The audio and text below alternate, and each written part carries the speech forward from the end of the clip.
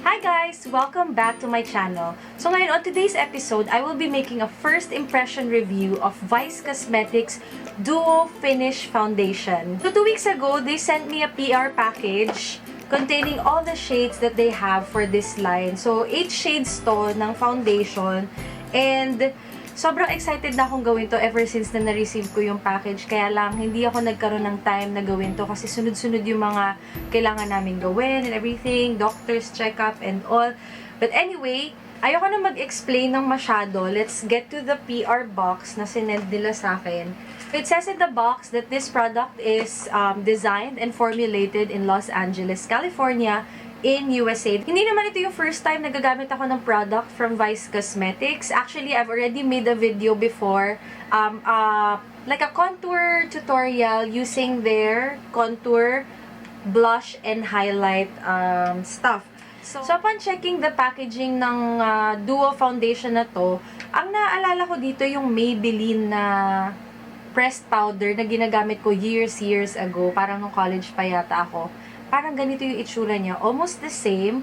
Meron siyang sponge na kasama and may mirror siya. Yung mirror niya ganito, pero meron pa tong plastic kaya hindi pa ganun ka. So, hindi ko natatanggalin.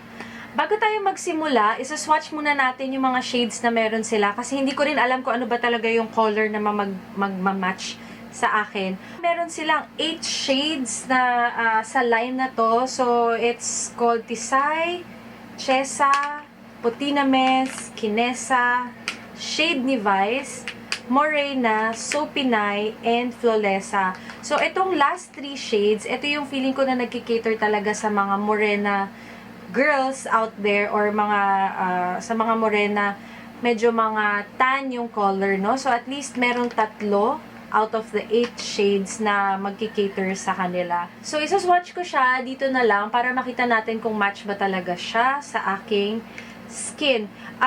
Whenever I do swatches for foundation or makeup na kailangan kong i-test sa skin ko, dito ko siya tinetest, hindi sa wrist or anywhere, and under white light para makikita mo talaga kung magmamatch siya sa neck mo. Kasi, if you're just gonna match it dito sa face mo, our face is naturally lighter compared sa neck natin kasi ito lagi natatakpan ng makeup. So, kailangan i-match mo siya sa neck mo. So, this shade is called Tisay. So, this is the one. Ayan. I feel like maputi sa akin ito. Okay, next is Chesa. Bakit ganun? Parang maputi pa rin siya sa akin. Parang itong dalawang shades na to, parang siya talaga sa mga super puti na mga na skin tone. So, the third one is Potinames. Parang ito yung shade ko. Kasi parang nag-disappear lang siya sa skin ko nung nilagay ko siya. Next is, tatabi ko na yan. Feeling ko yun na yung gagamitin ko, yung Potinames. This one is called Kinesa. Kinesa. Parang match din naman tong Kinesa sa akin. Pero it's a little bit darker na para sa akin. Medyo meron tong pink undertone. Feeling ko lang. Let's try Shade ni Vice. Shade ni Vice. Dito na lang. This one is more, parang neutral. Pero dark siya sa akin. Feeling ko dito talaga ako sa third na color. Nagmamatch. And ito na yung mga medyo darker shades. Morena. Kaya natin dito sa kabila. See, it's really dark sa skin ko. Next is Sopinay. Obviously, hindi ko naman magagamit to lahat. So, ayan. Ay, ang ganda ng pagkaano nito ha, pagkatan. Parang feeling ko I can still use this na pang contour. And this one right here. So, ayan. Personally, hindi talaga ako mahilig gumamit ng powder foundation kasi parang feeling ko it's much harder for me to control kapag nag-a-apply ako. And I feel like mas nagiging cakey. So, this is the first time in a long time na gagamit ako ng just powder foundation. As you can see, wala akong concealer or anything kasi gusto kong matest yung coverage nito kung kaya niya bantakpan yung under eye circle ko. Since this is a duo finish foundation, it means you can use it wet or dry. Since this is a powder foundation, gagamit muna ako ng Prep and Prime from MAC para lang ma-moisturize yung skin natin. For the dry side, gagamit ako ng flat brush. Actually, itong technique na to, napanood ko lang siya sa isang YouTuber din. I'm so sorry, nakalimutan ko yung pangalan niya. Pero I'll try to find the video again, tapos ilalagay ko na lang siya sa description. So, according to her, to this YouTuber, sobrang fan siya ng paggamit ng powder foundation with brush, and binabuff niya lang sa skin niya hanggang mag-blend sa natural oils para magmukhang flawless yung skin. So, yun yung susubukan natin gawin ngayon. So, meron na tayong product sa brush natin, tapos ibabuff ko lang siya sa skin ko.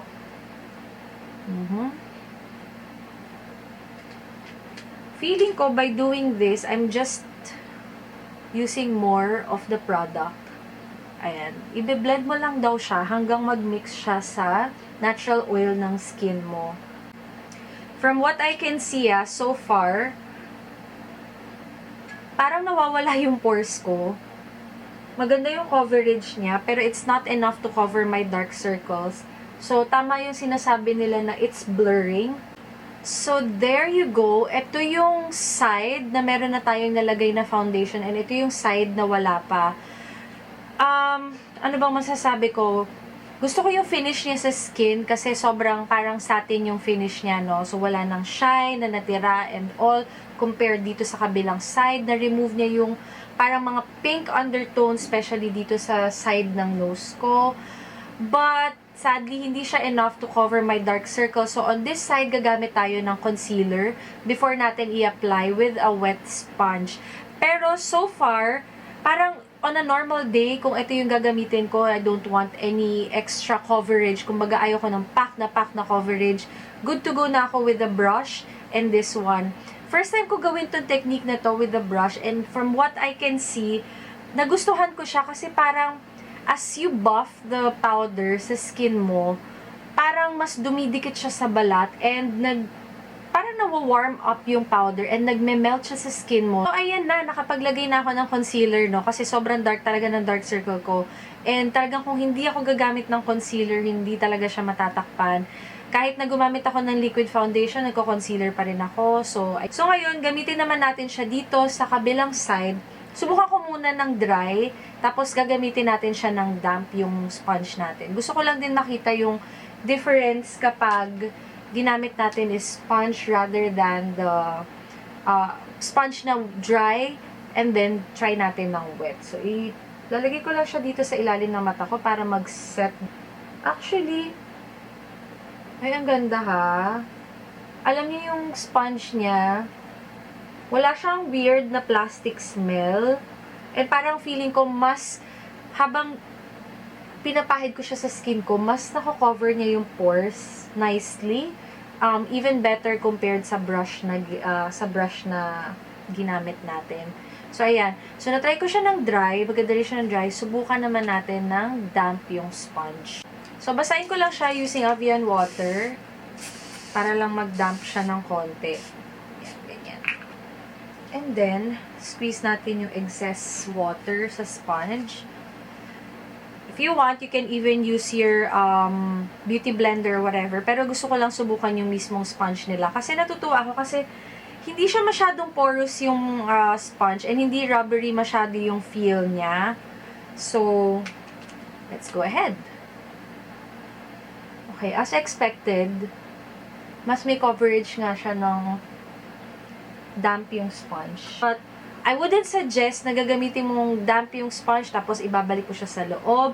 Kasi as per experience before sa Maybelline na ganito, ginamit ko siya ng damp. Tapos binalik ko sa loob, I know, hygiene. Nag-ano siya, parang nagkaroon ng mildew, ng mold yung sponge. So I would suggest just use a beauty blender. And then, at least yon, store mo somewhere else or let it dry bago mo siya gamitin ulit. And then, just keep this one dry na lang. Para pang touch-ups mo lang din. Ayan. So, lagyan natin yung neck. Wala naman ako nakikita much difference sa left and sa right. Parang feeling ko mas maganda nga lang yung coverage ng under eye ko dito. So, I'm gonna use a sponge tapos lagyan lang din natin dito. Para lang, ma-cover yung dark circle ko. Ayan. And happy na ako sa coverage na na-achieve ko. Much better na gamitin niyo siya with a sponge than a brush. Kung brush ang gagamitin mo, mas thin yung coverage na ma-achieve mo, mas natural compared dito sa kabila na mas pack na pack siya kapag yung sponge and mas less product yung nawa-waste mo. Feeling ko, mas marami yung product na nasasayang kapag brush yung ginamit mo. So, I would suggest, based dito sa pagtetest ko, just use this sponge or use a beauty blender or any blending tool na meron kayo, blending sponge na meron kayo, rather than a brush. Well, except na lang kung gusto niyo yung mas natural coverage, kung yung gusto mo yung parang touch-up lang or you've already used a liquid foundation, tas gusto mo lang siyang ipang finish off ng makeup mo to add more coverage, yon pwede, much better gumamit ng brush. Pero, kung gusto niyo mas makasave dun sa product, just use the sponge, mas dumidikit yung product sa kanya and mas maganda yung pagkaka-cover niya, mas maganda yung blurring effect niya sa pores mo compared sa brush. So, natapos ko na yung pag-apply ng foundation. I'll just finish off the rest of my makeup and then I'm gonna give you my 2 cents about this duo finish foundation. I'm back. Ayan, kompleto na yung makeup ko. Hindi ko na masyadong kinapalan, hindi ko na binonggahan. Actually, the look that I was trying to go for is katulad din nung sa campaign nila for this duo finish foundation is yung parang very natural looking, sleek and clean lang yung look. So, yan yung in-achieve natin. To complete this look, ang ginamit ko na rin pang contour is the one from Vice Cosmetics for sure. For blusher, ang ginamit ko is Winner. And for the highlight, ang ginamit ko is, what do you call this one? Shimmering. So, ayan yung final look na na-achieve natin using the Duo Finish Foundation ng Vice Cosmetics. So, what is my take on this foundation? Sinabi ko nung umpisa ng video, hindi ako fan talaga na gumamit ng powder foundation. Talagang ang go-to ko is liquid foundation kasi feeling ko mas may added shine siya na binibigay sa skin ko compared kapag gumagamit ako ng powder kasi ayoko nang masyadong matte yung finish ng face ko. So, with all that said, with all that in mind, siguro naman hindi na ako magiging biased when I give my thoughts about this foundation, no? So, yung shade ko again is puti na mez. Tama ba? Yun ba yung ginamit ko? Yes, puti na mez yung ginamit kong shade. So, as you can see, hindi pa naman siya nag-oxidize since na natapos ko. Hindi pa ako napapawisan. I'm gonna do a wear test. Tatry kong balikan kayo maybe after a few hours kasi may isa pa akong video na i-film after this one. Try ko kayong balikan. If hindi na ako makapag-film after that, I will let you know in the description box. But so far, hindi naman siya masyadong nagda-dark sa hindi siya nag-dark sa face ko. So far, match pa naman siya sa neck ko. Finish-wise, na happy ako kasi sabi nila this is buildable and blurring. True enough, buildable naman siya. Hindi naman nagmukhang cakey as I added more of the powder. Dito ginamit natin siya with the sponge. Tinaikot siya ng dry and wet. Okay siya ng dry. Okay, mas better siya para sa akin na gamitin ng wet. And then finish it off with the buffing brush para lang magpantay yung mga parts na mas makapal compared to the rest. Dito sa side na to, ginamit ko lang brush, pero na-achieve ko naman din yung coverage na gusto ko. Yun nga lang, mas maraming product akong nagamit. As for coverage para sa ilalim ng mata ko, hindi ako naging happy doon. It's not enough to cover dark circles. Wala naman akong breakout ngayon, pero it's enough to cover yung mga redness na meron ako dito sa ilalim ng ilong ko. But not enough to cover ngayon my dark circles. So, I had to use concealer for that. Siyempre naman, di ba, no, para sa isang foundation na napakamura, costing 245, masaya ako sa naging final look na meron ako. Pero like what I said, i-wear test ko pa siya. Gusto ko yung packaging ng Vice ganda na parang medyo, I don't know how to explain. Parang siyang metallic na matte na hindi ko maintindihan. Yung cover dito, and plastic yung sa likod naman niya. I like the pink color. I like their logo. So, maganda yung packaging niya. It's not too heavy. Kasya siya sa palm of your hand. So, may lalagay mo siya sa small kikay kit mo. So, masasuggest ko talaga siya sa mga for those who are starting up their own stash of makeup, yung mga nagsastart pa lang makeup, like you're in high school, ganyan, kasi hindi naman ganun ka heavy yung coverage niya. Parang feeling ko, nakakahinga naman yung skin ko while wearing it, the fact na sobrang dami kong nilagay, parang hindi ko naman nafe-feel na parang nakaklog yung face ko. Hindi ko nafe-feel na parang tight or anything, despite na powder foundation nga siya. So, for those who are starting their own stash of makeup, this is good. 245 pesos. Napakamura. And I think a little goes a long way. It will expire within 24 months from the date na inopen mo siya. So, 2 years. I think you'll be able to finish up one palette in less than 2 years. So, anong rating ang ibibigay ko dito sa foundation na to? I would say I would give it 4.5 out of 5 stars just because hindi niya na-cover yung under eye circle ko. So, I guess I'm just expecting too much, no? Kasi ang sabi nga nila, it's buildable and blurring.